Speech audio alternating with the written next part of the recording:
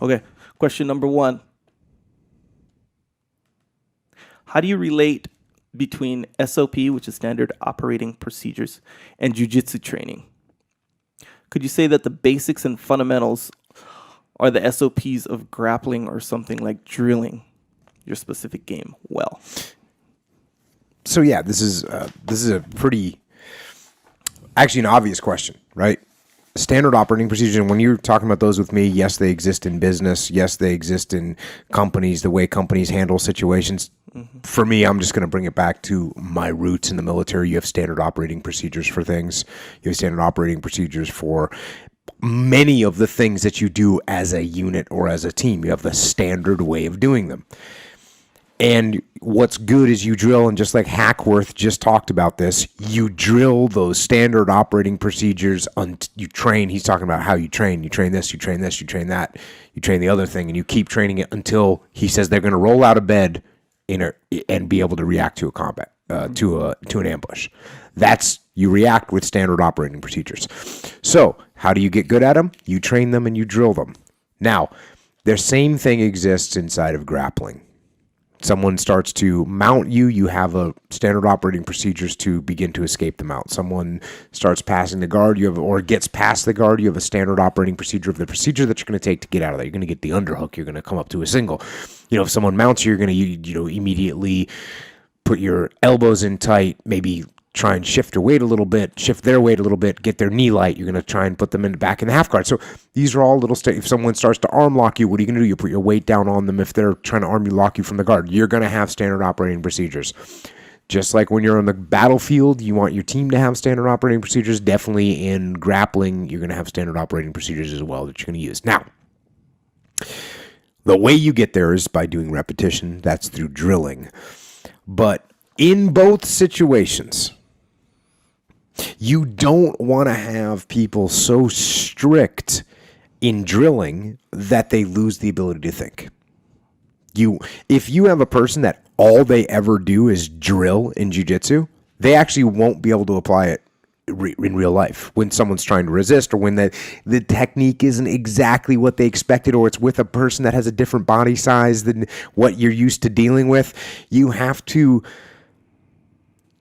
encourage and you have to train for creativity and adaptation.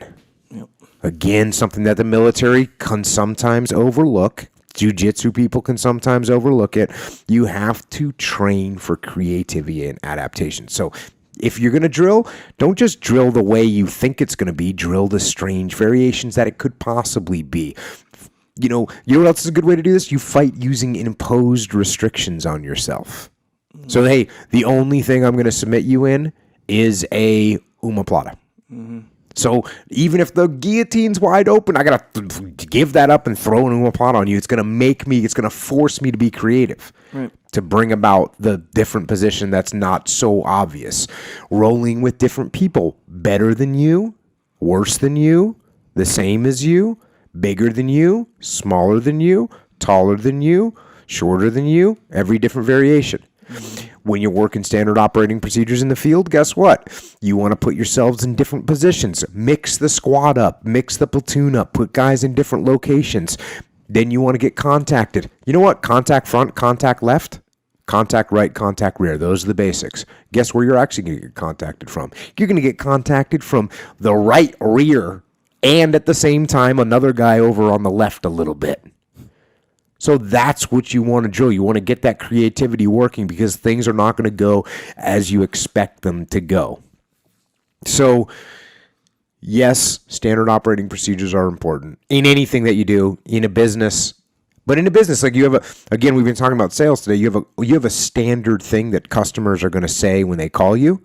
And you can drill through all the standard responses that you're going to give them. But you also have to drill your people against a customer that you have no idea that's acting crazy or that has a point that you've never dealt with before. Mm-hmm. Any of those responses, that's what you want to deal with. Mm-hmm. You're in any business, things are not always going to go perfect the way you want them to go. So you got to drill your leadership so they can handle the adaptation, that they can be creative and still figure out solutions. Yeah, so it seems like get good at the SOP stuff. Like I know in jiu-jitsu, if you just get really good at it, at the SOP stuff, but instead of practicing SOP in jiu-jitsu, just be mindful of SOP a lot, all the time. Be mindful of it. Yeah, and I had a guy on Twitter ask the other day, hey, I'm in the basic. I can't make it to the beginners classes, so I'm only in the advanced classes, and now we're not drilling anything, and I'm not making progress. And he's saying, should I keep training? Brother, keep training. Definitely keep training. But I think more important is just you don't have to. You can find the time to drill on your own. I mean, it's a mount escape. Look it up on Google. Look it up on YouTube. See the mount escape if that's a basic that you want to work on, and then grab your girlfriend and say, "Here, sit on me like this. I'm going to do some movements with my hips. It might seem awkward at first, but I'm going to do it anyways, honey." And then do it. That's drilling, Or once you get to class, show up to class or stay class a little bit later. Spend 10 minutes drilling the mount escape. Spend 5 minutes doing arm locks. How many arm locks can you do in 5 minutes? I mean, you can do enough to drill. Trust me. You don't need to drill for half an hour. So just know the movements, learn the movements, and then just go and do a little bit of drilling. And you'll get there. But even if you didn't do that and you just rolled and you took the advanced class and you learned the advanced moves, eventually you're going to figure out the other stuff too. It's like being immersed in a language, Yeah. Just because you went and got immersed in a kindergarten class doesn't mean you would learn faster than if you got immersed in a real life college, or a open, just normal life situation. Yeah. Yeah, it's true. So if you get good at these standard operating procedures and you can mind them all the time, and at the same time, like how you're saying, you exercise your creativity, then you can stick to them, but at the same time you can know when to break the rules, so to speak, you know. Well, Dean is really good with some of the basic movements. Yeah, like he's really, really good in them, and he can almost force them.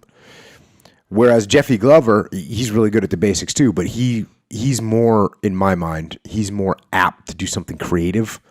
Whereas Dean is like so good with the fundamentals that he doesn't even have to be creative sometimes. Of course, he is also very creative. That's why he's done so well in the world. But both those guys have crazy. I mean, not just Dean and Jeff, but any really good jiu-jitsu player is going to be awesome at the basics. And then they're going to be creative. That's what makes a jiu-jitsu champion. Yep. It's like, actually, Jeff has this drill that he's got crazy drills. I think he just thought it up on the spot too. It seemed like he did, but I don't know. But it's basically he'll be like he'll yell out a position, then you got to get to that position. Kind of not the fastest, like the quickest you can do it physically. It's more like the with the least steps, So if you're like, hey, half guard. Now do a knee bar. Or he'll say a submission. He'll say a different position. Right. He'll be like half guard. Now take his back. Now and you have to like, how do I take a guy's back from half guard? And you have to kind of so it exercises not only your creativity but thinking fast with it. Yes. So after a while you start to be like, oh, I didn't know there was a knee bar from here with only like 2 steps. That kind of thing. I was like, dang, I really like that drill. And he was like, yeah, you like that. Yeah, and one of Dean's drills, Dean does these same thing. He'll just call out, but he'll call out like a leg. He does it with me with leg positions. Yeah. He'll be like, 411, then outside, then kakareko. He'll just go through and we'll just sit there and do them. Right. And what's cool about it too is you get to learn like little defenses. Oh, yeah. Oh, so you're doing it and you're defending. Not hardcore defense. Right. But you're making that little adjusty. Being mindful. Yes. Yeah. Yes.